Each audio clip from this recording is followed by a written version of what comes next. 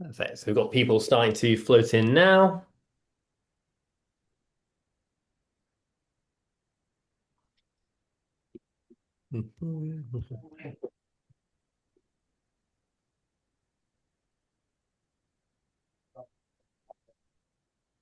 Perfect. And just confirming everyone can see my screen there still. Yes. Perfect.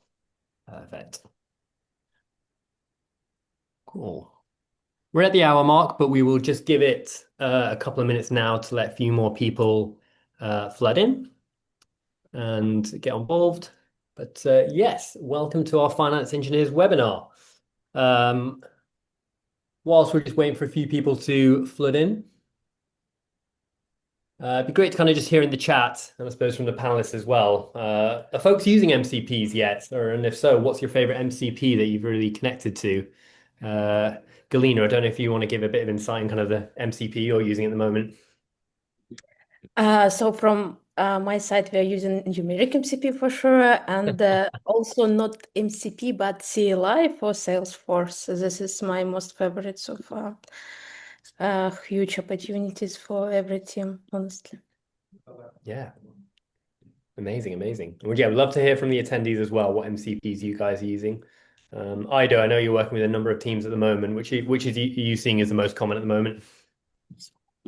Obviously, everything G Suite, Drive, Gmail, NetSuite, whether it's directly or indirectly, connection to CRMs, procurement, softwares, really a wide variety of tools.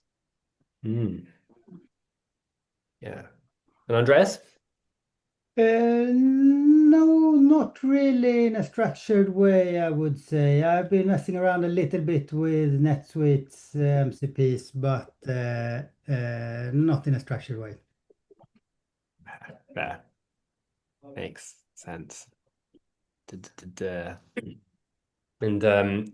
yeah, it's a good conversation I was having the other day with the prospects as well, like how far the MCPs have come. And actually one of our internal team members, Joe, he's actually found out with kind of open APIs how we can build MCPs to tools that don't even have their own in place yet.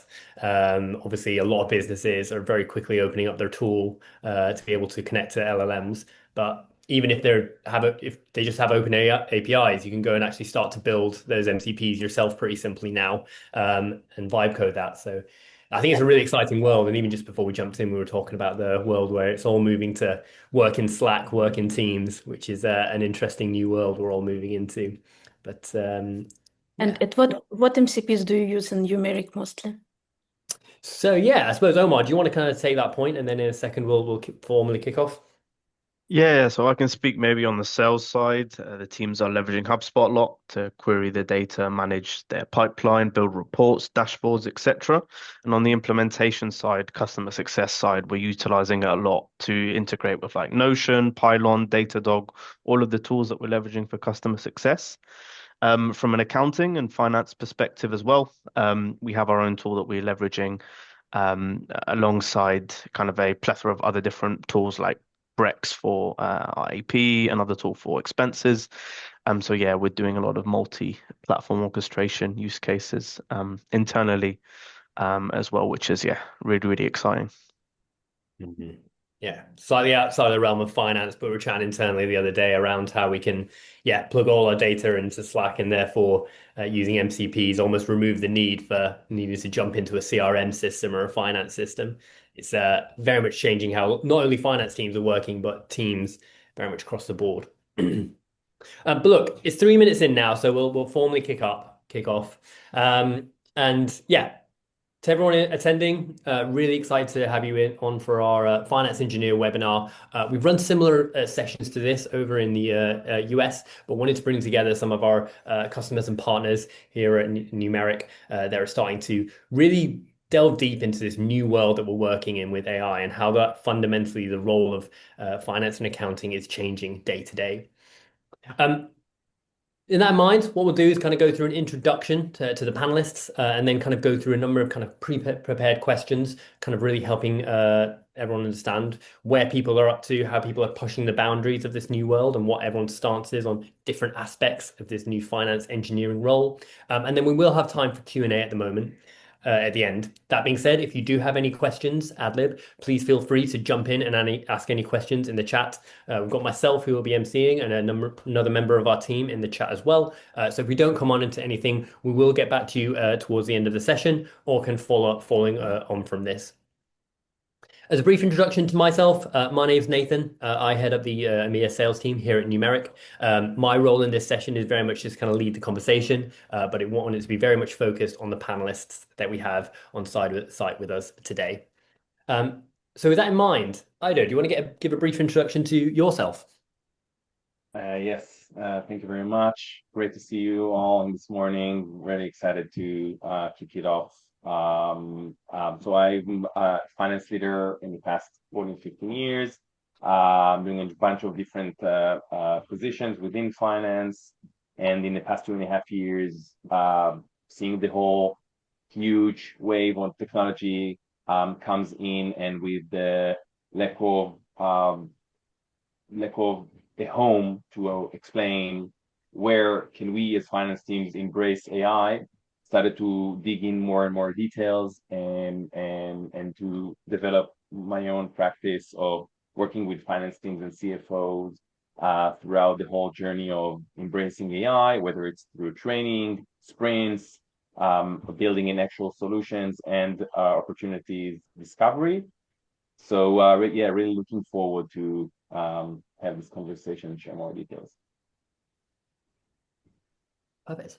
Amazing. Appreciate it, Ido. And Galina. Yeah, hello everybody. Very happy to be here. So from my side, I represent Wrike. It is a customer of Numeric. It is work management software. At Wrike, I work at finance team, and starting June 1st, July 1st, I moved from a revenue accounting position to AI finance position. It's a brand new role to drive some initiatives within the finance, work on end-to-end workflows, and make sure we're using AI efficiently and to make sure it's operational for us. Outside of Wrike, I have 7 years experience as associate professor across different universities in Russia and in France, mostly focusing on a business side of innovation and tech entrepreneurship. So how to build different business model around tech startups. And outside of this, I'm also deeply focused on different type of knowledge sharing. And I believe that communities and sharing the use cases help us to scale and give some leverage. Very excited for this conversation and happy to be here. Thank you. Thank you, Galina. Andreas. Hello, my name is Andreas Nilsson, and I have been CFO for 15 plus years with building finance systems and decision frameworks for companies to make better decisions faster. And my last assignment was at Cubitech that I left for a few weeks ago. So now I'm digging deep into AI and preparing for my next assignment. But what excites me about AI is not AI itself, but what it changes. And in my view, finance has been measuring financial outcomes for over 100 years with double accounting. And now with AI, maybe it will be possible to start measuring different things, like behaviors and decisions in an automated and big scale.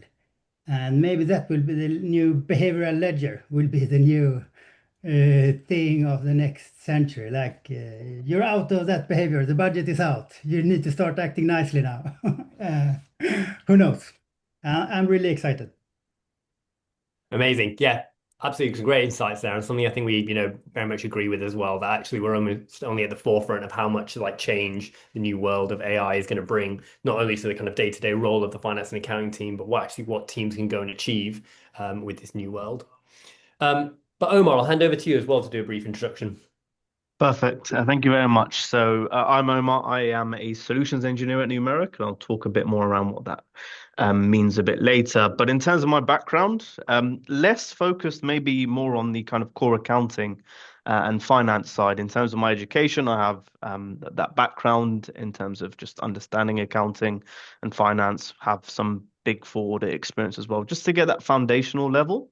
But really, where my experience has mostly been is actually in the systems and the data and the tech stack element of things. So I spent, before joining Numeric, 5 years within the NetSuite ecosystem, mainly as an implementation consultant. So really working with software and services businesses, mainly on things like consolidations, RevRec, billing, some FP&A type requirements as well. And where I was really kind of keen to leverage that experience is starting to think around the potential of AI and leveraging my background and my understanding of those data and the systems. And that kind of took me to Numeric in terms of being able to work at somewhere that operates at the forefront of AI.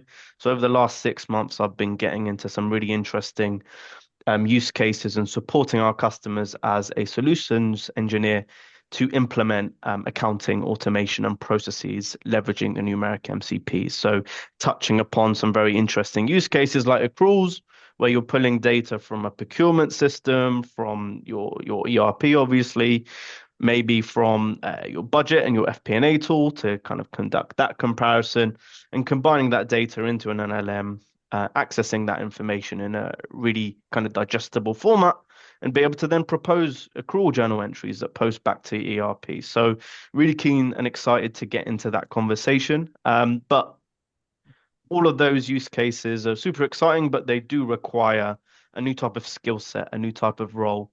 So to do that, I'm going to hand it back over to Nathan to talk a bit more around that finance engineering role. Yeah, absolutely. Thank you very much, Omar. And yeah, I think what we're really seeing here at Numeric is that the role is very much evolving, like what it feels like by the week at the moment. I know you were talking about a new release from Anthropic only last week, which is going to change and bring a lot more work into Slack itself. And I think what here in Numeric we've really termed it is a finance engineer, a future state where like accountants and finance leaders become more architects of systems at the service of the company's financial data, which is going to be a blend of kind of traditional finance knowledge, but also actually starting to build using this new technology into that future world that Andreas, I think you talked to really well around not only kind of almost moving away from this kind of double book entry accounting into a much more forward-thinking way of doing this. Andreas, curious to kind of follow up on your thoughts and comments there as part of your introduction and how you think fundamentally, like even in the last few months, you've seen as a CFO the role of, your finance and accounting team changing.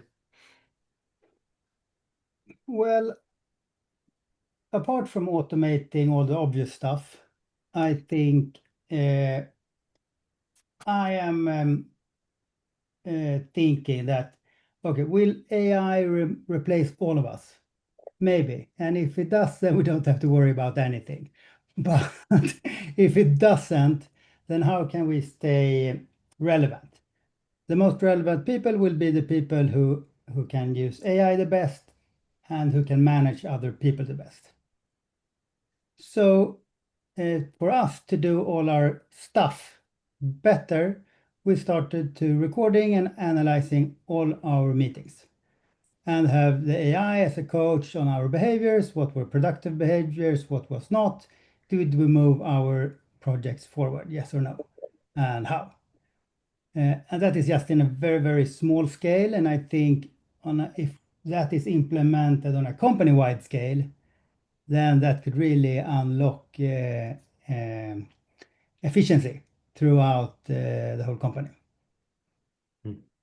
Yeah, appreciate that. And I know you're doing a lot of work kind of with a variety of different teams in your current role in your consultancy around this. Like, what are the kind of, main areas you're seeing teams want to really, first start with as kind of on this journey to being more of a finance engineer? Yeah, I mean, my recommendation is always start with where is the pain, not like what is the new shiny tool that's out there and how would I use it, rather than what is the pain point, what is the manual process I want to automate. Start with the pain, define your current workflow, brainstorm with the model that you use, how a potential solution could look like. And just starting hands-on, building it out and test it out. And what's nice is really the boundaries between the engineering team and finance team starts gradually to blur. And for me, when I'm looking at what finance engineering is, it's probably someone that who never has to wait for someone else to build what they need, because finance, in terms of the functions and what we need to achieve, it's been always there. We know what we want to build, but someone else had to build it for us. The engineering ticket, the data team queue, the vendor roadmap, the ship on in Q4 next year. The finance engineer is the person who removes that constraint from their own life. What I try to push back on is the implied framing of it as someone who codes, because in my experience, running workshops, hackathons, and stuff, the shift isn't from accountant to programmer; it's from executor to architect. The best finance engineers I work with now understand the shape of solution, inputs, outputs, where are the risks, what a wrong answer looks like, and how do I direct the actual AI tool that I work with to build it right. It's not about writing the code, which I assume we're gonna touch in a later phase. Yeah, so this is it essentially. Galina, I know you had a few thoughts on that piece as well. Yeah, so from a Wrike perspective and finance specifically, I would say we are focusing on zero-based design. Let's say first principles, looking at first what kind of outcome we could get with AI and changing the workflow. So not automate with AI everything we have. At first, to try to understand what outcome we should get, and like illuminate, simplify, and then automate with AI. And for us, it's the main framework. And I believe it's relevant for like big corporation companies which exist already, let's say 20 plus years. And all of us have some processes that should be reviewed. So from also finance team at Wrike, we started with introducing the tools we have in place. It's for us, it's like Gemini, starting with AI learning cohort where majority of finance team joined, explained the basic functionality and prepared in advance governance kit where explained how it could be used in a safety responsible way.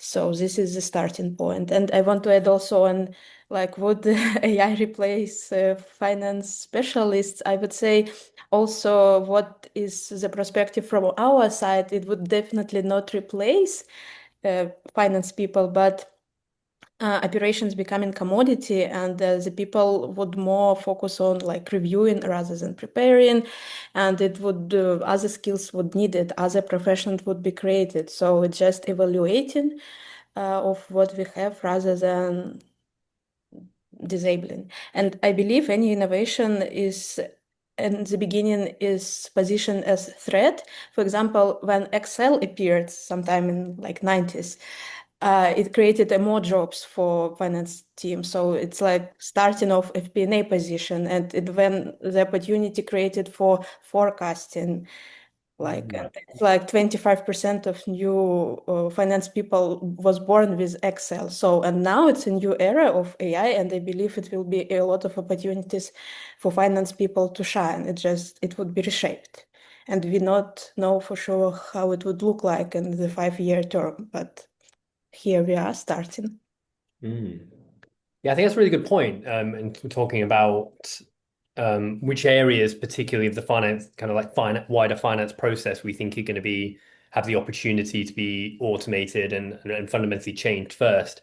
Galina, you mentioned FP&A there, but from the group, like where do we think the specific area across the finance and accounting workflow is most primed for change at this point in time?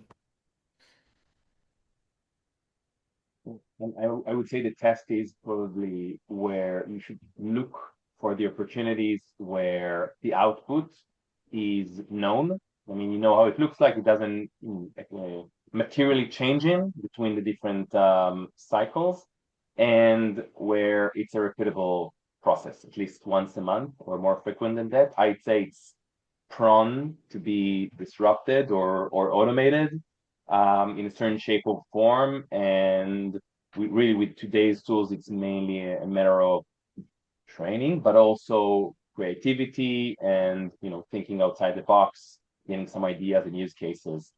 And perhaps one other thing worth mentioning is what I've seen today, that more and more companies has within their finance teams like an AI champion inside finance, the person that gets early access to the new tools and the training to go with it, own the use cases, the pipeline for the team, and acts as the bridge back to whoever running AI at the organizational level, whether any other requirements are needed. So that's probably also a good practice to think of within the participants' organizations.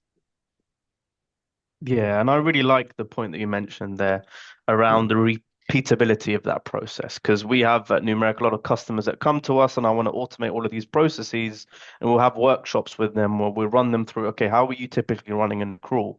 And then within all of their different entities, they're running their accruals completely differently, right? So there is that change management piece that also comes into it from the perspective of, okay, in order to be able to automate a process, I need to map that process out and kind of bring change across an organization to where it is then ripe for automation as well. So yeah, that was an interesting point that I wanted to kind of add on top of that automation use case. It's similar from my perspective, because in history, the like boring administrative stuff of job descriptions and standard operating procedures is just something you have to have, but then you just do stuff because you know what to do. But now when you want to automate, you need to be really detailed about these things for the AI agent. And then you find out actually people also work better if these things are more clarified and standardized and not just everyone does it their own way. So, and now when we see the reward in being able to automate it, then we can do the hard work of actually doing the foundations of it. Yeah, amazing. I want to also add that for accounting specifically, I would say a majority of job could be done inside the numeric. So, for example, the flux analysis we do, it saves a lot of time for us, and it's part of what we can like improve, and it's how we use the tool. And I believe we have this new accounting memo assistant also implemented inside the numeric. So I believe it's also part of the scope we could use for sure. And for now, for us as a team, we are looking for reconciliation, either to do it with numeric or build it ourselves. So I believe a lot of this automation opportunity is inside the tool of numeric for accounting teams.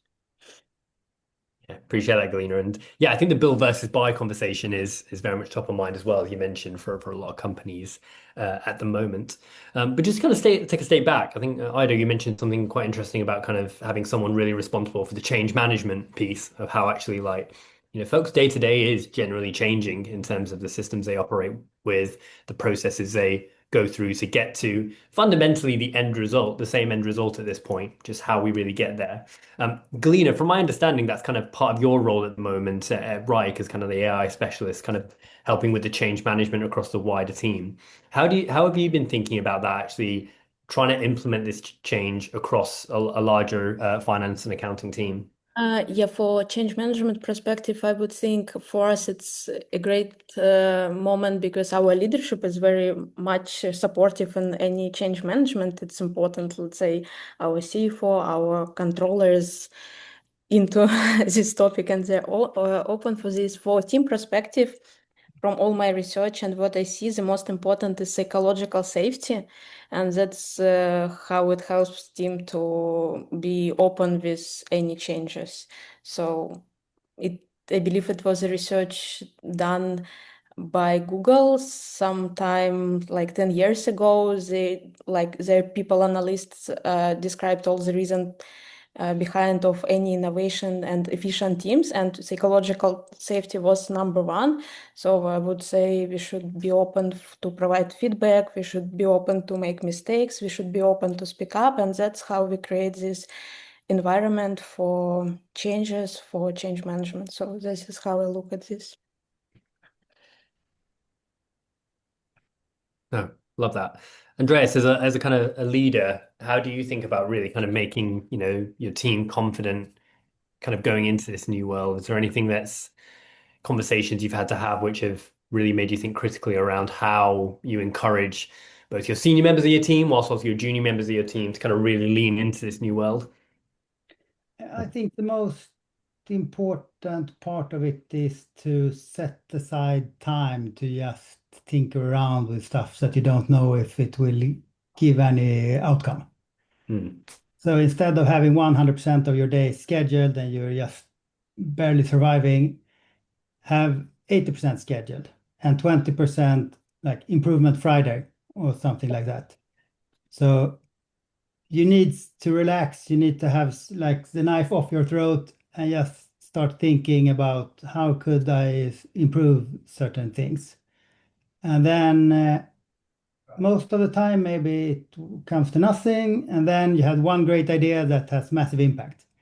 So it's a non-linear development, I would say.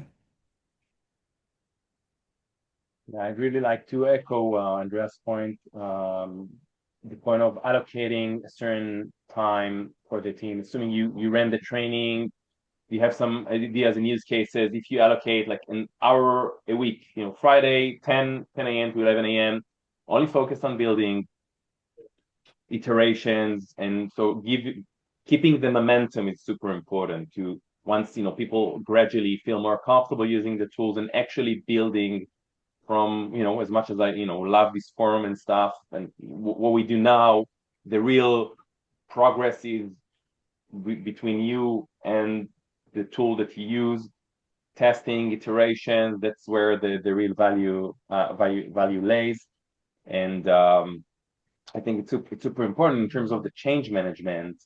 I believe there's a pretty good correlation between how hands-on and involved the finance leader is to the success of that implementation of the AI solutions and the engagement of the team, because the last thing you want is just to throw AI at the team and say, hey, this is it, that's you just gotta do it. So when the team's more engaged and have it be more like a mutual knowledge sharing and so testing it out by themselves and think together how they could build solutions that work for them. That's probably where you see the best results and the least resistance. And yeah, that's usually where projects succeed and you see the highest ROI. Yeah, I think that's a really good call out because I suppose like taking AI out of the picture, as you mentioned, like if it's ever too much of an aggressive top-down mandate and all just being pushed on the team, that's when kind of typically a degree of friction occurs. Whereas actually, what's really exciting from what we're seeing is how this enables ICs, management accountants, finance managers to actually start to experiment and build a lot of this themselves before kind of having to just have it received down by their leadership. Omar, if you don't know if you want to talk to a bit more about that, how we're actually seeing sort of like on the ground, hands-on accountants really starting to experiment and take that next step in their own development.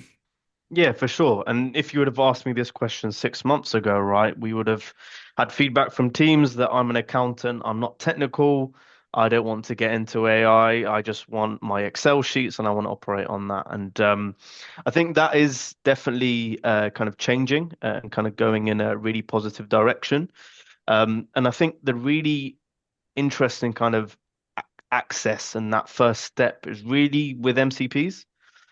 So where we've seen and talked to a lot of accounting teams is they're in maybe the process of setting up their MCP with Numeric or with their ERP system and just purely just starting out and querying information and just building some of those reports that they would have had to build previously, in Excel, for example, and maybe generating that Excel output that they can then manipulate and share across the team. And really just starting off at that first step in terms of just, playing around with things, testing out workflows, having that time allocated specifically during their week to experiment and try things out. And, you'll be really surprised in terms of how quickly teams have been able to understand it. I had a team that, for example, a few weeks ago that were very new to leveraging Claude, and within a few weeks they were able to start building pre-built skills that were very specific, just by leveraging natural language to build those skills out. So I think, yeah, MCPs is a really good kind of entry point in terms of accounting and finance teams getting more comfortable with leveraging AI, because it has access to all the underlying data and the context from all the different systems as well. Makes sense. I think that's probably then good. Ooh, wrong way.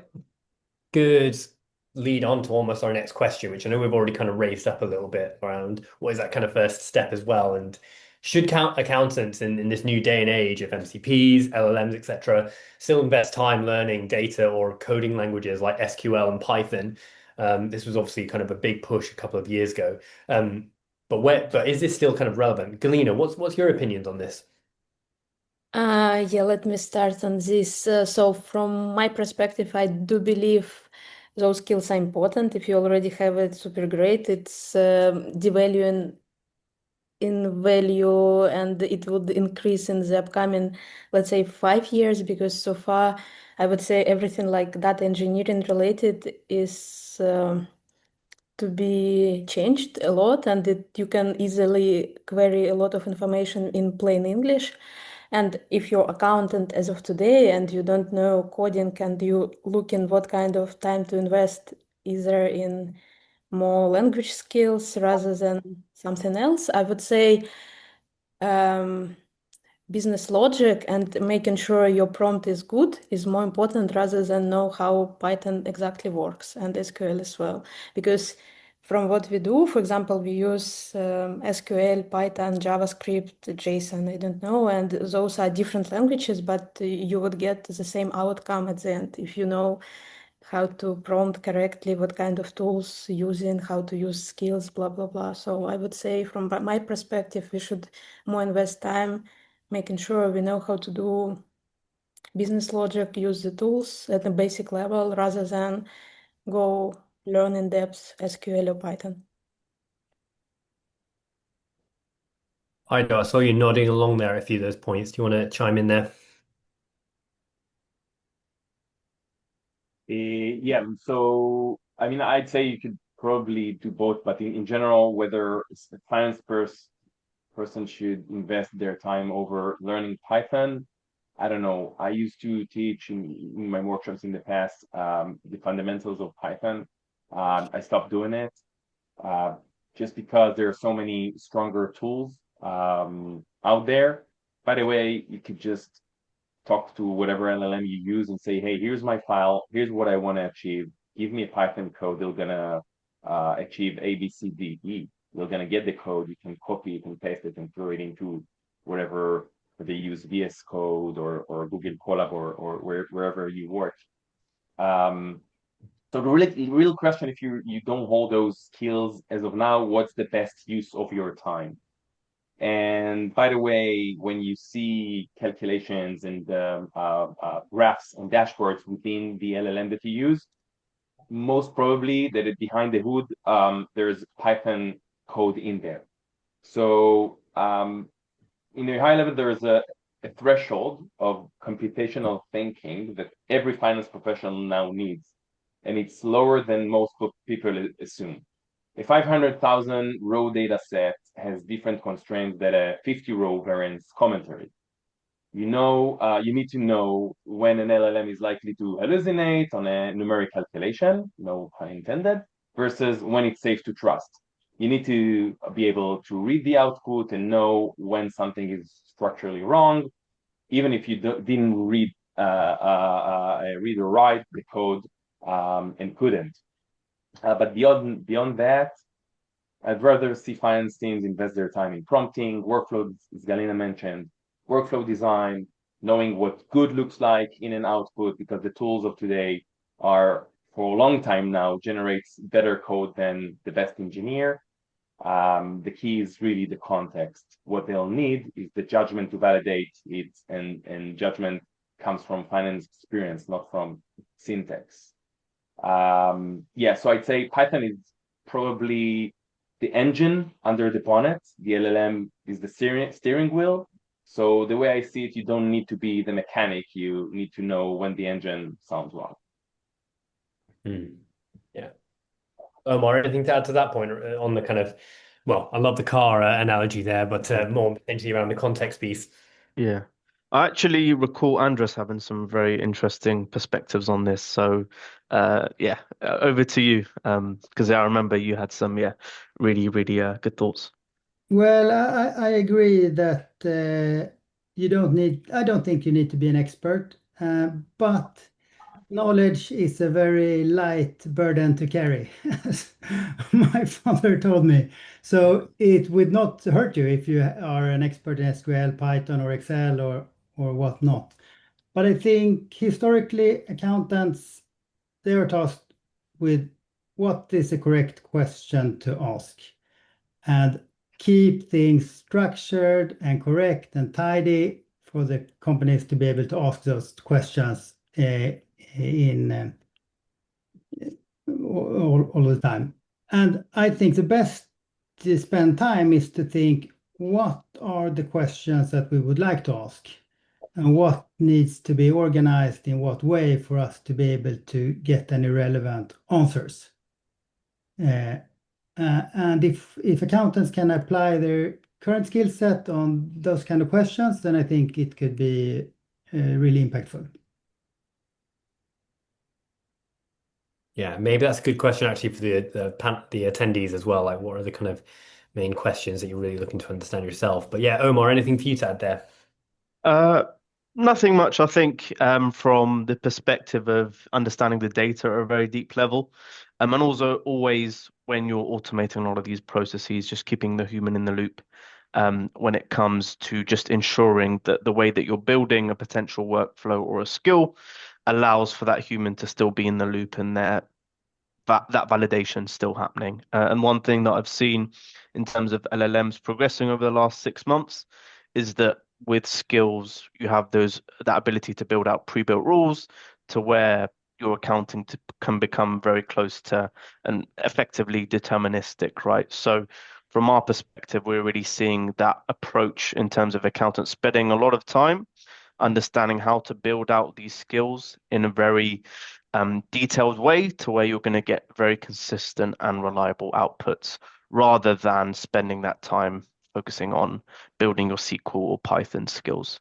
So yeah, really focusing on skill building, workflow automation, would really be where I'd recommend accountants spend a lot of their time. Yeah. Yeah. I do anything to add there? I saw you were about to chime in with one point. That's it. It's a great point, Omar. And I think, essentially what we want to do is shift their output that we get from a probabilistic method, which AI tools are in nature, to a deterministic output, which Python and other type of code languages bring us. And exactly what you say, Omar, using skills and more of like predefined guidance and more of like human in the loop measures that gets the LLM from this probabilistic to deterministic output. I think that's the mindset we should have, and we should be able to get similar results, whether it's through automated workflow tools or again using very wisely a good set of skills and the parallels in other tools. Yeah, good call. And Galina, how do you think about kind of across the team you have at Wrike, ensuring that the responses that are coming out of these skills are, as Ido and Omar say, like deterministic and can be relied upon and you feel confident with? What are the kind of measures you and your team are putting in place to make the business feel confident that this is still running reliably? Yeah, so far, majority of the team is focusing on app scripts and small automation. So basically, it's like human in the loop approach, and every team can make sure they're checking what they have done so far. For larger, like agentic workflows we are building, let's say reporting for FP&A ARR report. So we are like in the process where we are building blueprint and make sure we have a certain steps, let's say code review, or should it be some like after review of the code, stuff like that, to make sure the output is correct. Since we understand that we don't have all the skills we need at the moment, but we have a great engineers team who can definitely help us with this. So for a bigger agentic workflows, mainly building the blueprints as of now.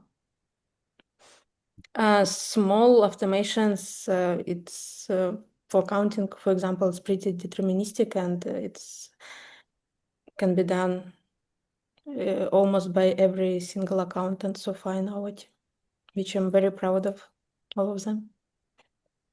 And we make sure that we are spread across the team, our use cases, and we're having more and more AI champions, and making sure they have sharing the knowledge with others. Yeah, makes sense. And I suppose then, Andreas, kind of then close that loop as a CFO when you're receiving that kind of end of month board pack or kind of, data like reports. What's your expectation of, the human in the loop approach and ensuring that the work has been done is still maintained to be accurate? How do you want to see that? I think that difficult balance like to have now when it's so easy to automate stuff and you can build fancy workflows, is to don't forget the question like, why are we doing this? Is this really needed now when we have new possibilities and doing things in new ways? So just don't automate what you don't need anymore. Just be open to new ways of doing things. And it's difficult because it's so fun to automate what has been being annoying you for years. So it's like a contradiction. I believe it's what I also mentioned as part of like Wrike philosophy, that like build with first principles, make sure the outcome is needed, and first like review, eliminate, simplify, and only then automate. So pretty similar, just in different words. Yeah.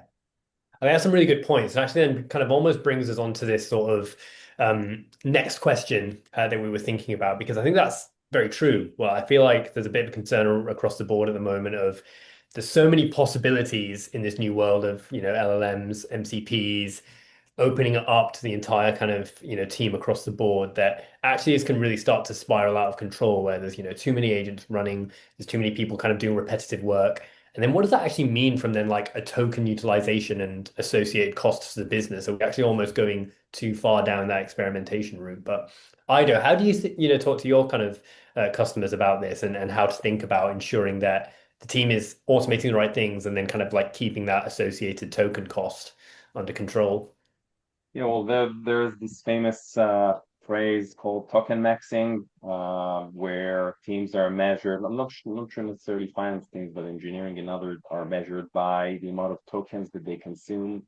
You can think of a worst parameter to judge teams rather than how many tokens they consume, because the first thing you learn in any engineering computer science degree is that you want to build the code as efficient as possible, as lean as possible to get your result. You definitely don't want to maximize your use. However, we're in early days in the process, I guess, with the lack of other better way to measure it. Probably why it's been done, but I think gradually we move somewhere else. So I highly recommend not to take that approach. So on the token cost, I'd say gradual rollout and training is probably the real answer. Every game that I ran starts with prompting and how the output generation look like, which is cheap per token. You don't probably enable heavy document processing or multi-step agents until the team has built the judgment to use them well. The cost naturally scales with sophistication, which is exactly how it should work. The other option is just to disable some of the more token-intensive tools like Load Code and Cowork. And the thing I'd add that doesn't get said enough is governance when you probably determine, the governance and respectively how you build your own solutions. It's a culture before it's technical. So a CFO signed policy on what financial data can go into, which tier of tool does more to unlock real adoption than any technical guardrail, which removes ambient anxiety and replaces it with clear line. Below the line, you proceed. Above the line, you escalate. And it trickles to other components with what you build. Guardrails, implementing human in the loop measures, and frankly impact the whole design of building AI agents or agentic systems. So I'd say when you have first your policies in place and the governance measures, it's probably the best starting point. That. Galina, how are you thinking about this at Wrike? So for token and costs associated with AI for us, 90% of spend is for engineering team who is using AI, and it's what we have so far. For non-engineering, let's say, people, I would say we do have some usage limits for every account, and it helps us to somehow limit the cost associated. Overall, I would say the layer which needs to be added is again this knowledge sharing layer, because otherwise every team pays the same learning cost each time effectively by learning things. And it should be like once, let's say, marketing team builds something, we should make sure this outcome is used by other teams. And this is, I believe, where a lot of teams should put efforts to, and a lot of companies, because if separate teams building the same outcomes, it would not give us the results we want. And outside of this, yes, it's learning a lot along the way, and that's it. Cool. Omar, any additional thoughts from you? Yeah. So I can talk to maybe some of my experience with conversations with customers as well, because I think a lot of it is probably about the fear of the unknown and maybe not being able to understand how this token costs are measured and generated, etc. And people maybe jump on LinkedIn and maybe see a horror story of a team that have been uploading hundreds of lots of PDFs and asking AI to scan those PDFs to generate, very simple outputs, right? So from my perspective, it's really starting off with understanding like what are the inputs and what generates this token usage.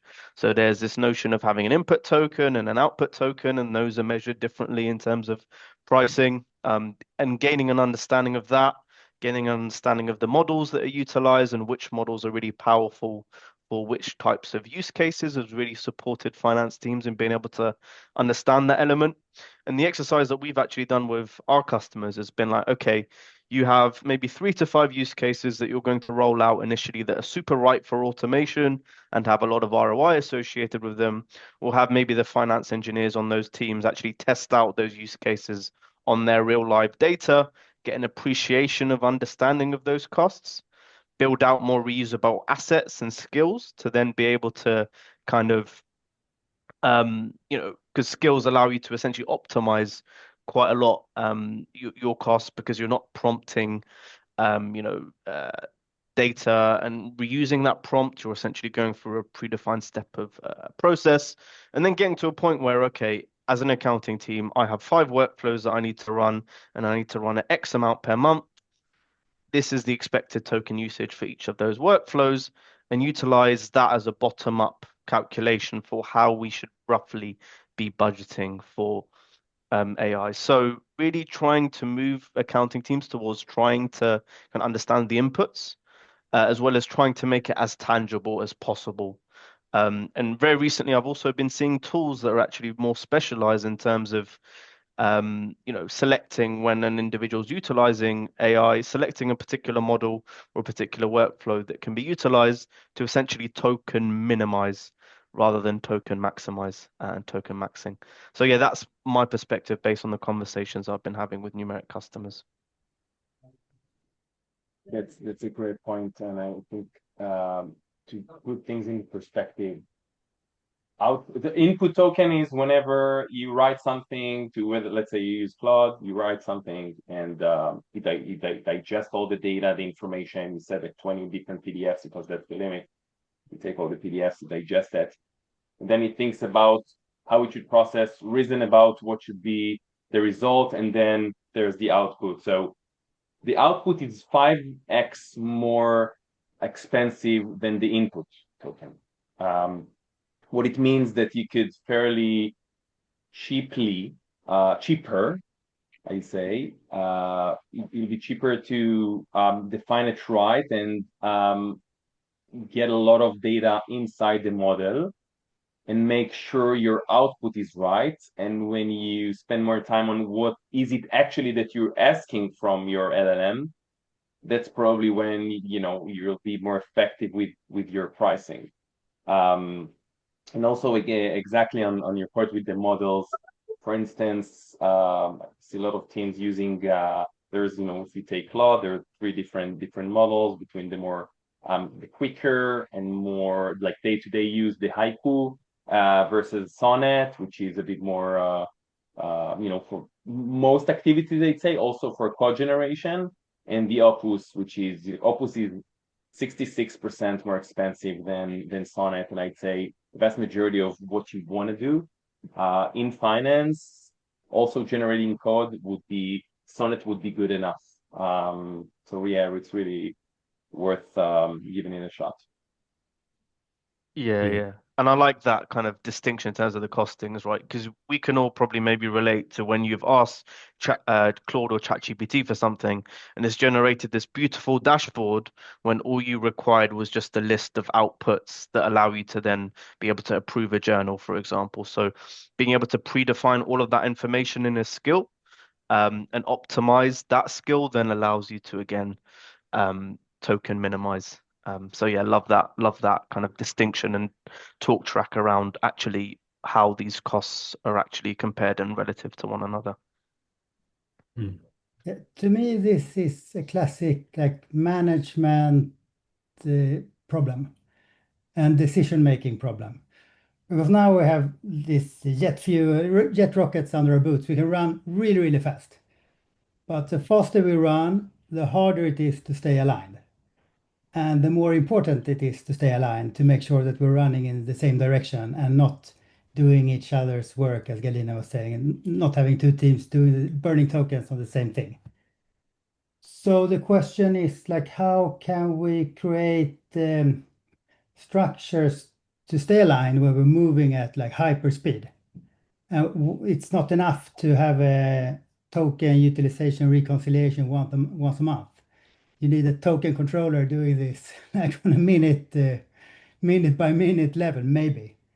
And it comes back to a belief of mine. Maybe it's too philosophical, but I think that organizations and companies, they don't outperform because they hire smart people. It is because they can have ordinary, talented people making constantly good decisions together. And that creates this snowball effect. And how can we achieve that when everyone is running super fast with just burning tokens in front of the screens? I hope AI will be able to solve that. We have a finance engineer and now a token controller, new roles everywhere. Any final thoughts on that piece? No. Look, I know that's very much a top of what sounds like a lot of people's mind at the moment. But look, we've got 7 minutes left. So if anyone does have any kind of questions for the group, for the panel, please do post them into the chat. We'll get around to them. I suppose just for maybe a few quick fire questions to kind of finish us off then. So we'll go around the group. But what's the first workflow you or someone on your team chose to automate, and how did you really decide on that? Galina, if you want to kick us off. For me, I believe it is my day-to-day job I used to do in revenue accounting team, and I was doing automations for some of like duplicate payment prevention analysis as well as account reconciliation. So I was introduced to Codex, using it, connecting to like Wrike, our project management and work management tool. And this was my first one. So basically, because of it's my job. Amazing. I do. So, I mean, in terms of value, I'd say some kind of month analysis tool. And the idea is that it can go all the way to the GL and run this a very good analysis. And whether you use NetSuite, so you could do it on a vendor basis, customer basis, whatever type of breakdowns you want to have. And they'll add in there a lot of anomaly detection activities, like looking for a certain trend or a certain vendor that you had to spend this month, you didn't have last month. This should flag any raising flags. Really, any inputs on the data that can give you a bit more. Also, like AI generated commentary, the what, so what, now what, because sometimes it can get a bit lost with the numbers. So really use the tools to actually come up with like a very proper commentary. So then you could utilize it for whatever type of other reports, dashboards, and presentations you want to have. It's just one example. And really, as Galina mentioned, everything day related, triaging your daily tasks, building tools that are connected to your Gmail, Slack, wherever, whatever tools that you use to really triaging your day-to-day email, etc. Andreas. Well, we started a lot more low tech, I would say. And the first, I don't know if it was the first, one of the first things was standard operating procedures. When we onboarded new staff members, we recorded and transcribed the learning sessions. We used that to create standard operating procedures as a library. So when we forget how do we account this and that, then we can just go and ask the library. And then organically, we are just building up the library with our context and how things work for us. And that was an easy first step for us to just get started. Perfect. And Omar, then I suppose as Amy asks in the group as well, maybe a more relevant question for you is like, what are some of the most interesting automations that you've built for our customers in the last couple of months? Yeah, perfect. So in terms of the customers, I think the really interesting and good place to start is, and this is the only plug that I'll have for Numeric today, is obviously with Numeric, you have your closed checklist, and you can layer AI on top of that checklist to analyze where your typical bottlenecks are within your process. So if your cash reconciliation is taking 2 to 3 days as part of every month end, just being able to analyze that as part of your checklist then gives you a very good understanding and appreciation for those use cases that you need to automate. And where we've seen a lot of interesting multi-platform use cases is really around accruals, whereby in finance and accounting tech stacks, we'll have different tools that will manage and have different information associated with accruals. So they may have a procurement platform, for example, that will have open contract and PO information, and that contract may be approved, it may be already been billed, for example. And then you have your ERP system that is going to have your balances for your AP by vendor, by department, by entity, for example. And then maybe some teams are also leveraging FP&A tools to conduct a final check around their accruals, whereby they're saying, okay, I typically accrue for this vendor at this amount based on this predefined contract. And maybe for our usage-based accruals, whereby we're being billed for something like Claude or Snowflake usage, there's an export that the team are leveraging to then be able to calculate how much to accrue for their individual different contracts. Being able to leverage an MCP to connect to all of those different systems, build a skill that looks at all of those different systems for the information that it needs, and then provides an output in your LLM to say, okay, here are the journal entries that I'm going to propose, and have Numeric be that operating layer with all of the predefined prior close context, whereby, for example, last month we ran an accrual for this vendor in a particular way, and therefore you can prompt the user to maybe leverage the data approach and have the amount that the skill was recommended, and comparing that against the amount that maybe was processed last month as well.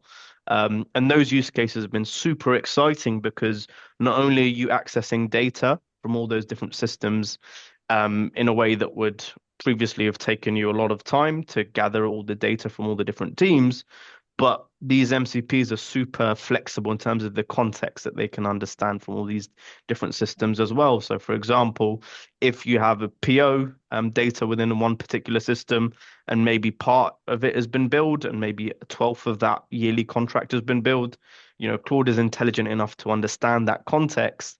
It's not operating in a black box, and maybe that's telling you that this is a contract that's being billed on a monthly basis, but it's a yearly contract, and therefore accrue a 12th of that amount for that next the period as well. So those are some very interesting multi-platform orchestration use cases, and accrual is a really good one where we're seeing customers save significant amount of times every single month being able to automate the preparation of those accrual journal entries. Yeah, no, I appreciate that, Omar. It's very true. I think it's MCPs are very much kind of critically becoming a kind of central system that then ties all these other workflows, all these different systems together. And therefore, what the automations and efficiencies team is starting to realize is mightily impressive from what we've seen from our customer base. But we had a number of other questions here, but I'm aware we're at time now, so we'll wrap everyone up now. We will be following up with a recording of this session, as well as a link to everyone's LinkedIn. We are officially at time, but is there any final comments from anyone else on the panel? And if people do want to reach out to you, what's the best way to get in touch? Ido. Yeah, I mean, first of all, you can anyone who wants to reach out to me on LinkedIn. Happy to help. Very passionate about this whole topic, so really looking forward to some interesting discussions. But if I need to leave with one thing, I'd say test, try it out. Don't be, scared about whatever use cases. Find your most limited use case problem you want to solve and just test it out, try it out, start small, and grow with it as your confidence grows. But just be careful, it's addictive. Very true, very true. Galina. Yeah, so my last comment, just be curious and patient, and move forward. And happy to talk with anybody on my LinkedIn and help if I can. Amazing. Andreas? Yeah, it was a pleasure to be here and hear all your insights and thoughts about this. It's been a really hour well spent for me. And if anyone wants to reach out to me, just send me something on LinkedIn. Appreciate that. Omar? Yeah, I really enjoyed the conversation. I think it's clear that there's a lot of things that are changing and it's exciting. But we need to be agile, we need to be flexible, and just continuing to have these open conversations is super important in terms of, not maybe getting to a final answer, because I don't think we're there yet in terms of how things are changing so quickly, but having a finger on the pulse in terms of what's possible and what's feasible. So yeah, really enjoyed the conversation. Perfect. Yeah. Thank you, Ido, Galina, Andreas, Omar, for joining the webinar today. Thank you to all our participants. As mentioned, we will be following up via email with the recording for both anyone who joined and anyone who couldn't make it in the end. And yes, if you're interested in learning more about Numeric, please do not hesitate to reach out to myself or Omar. I would love to have a conversation on how we can support you during this AI journey into the new world. But thank you very much for everyone. And hope to speak to you all soon. Or anything. Bye-bye. Bye. Bye.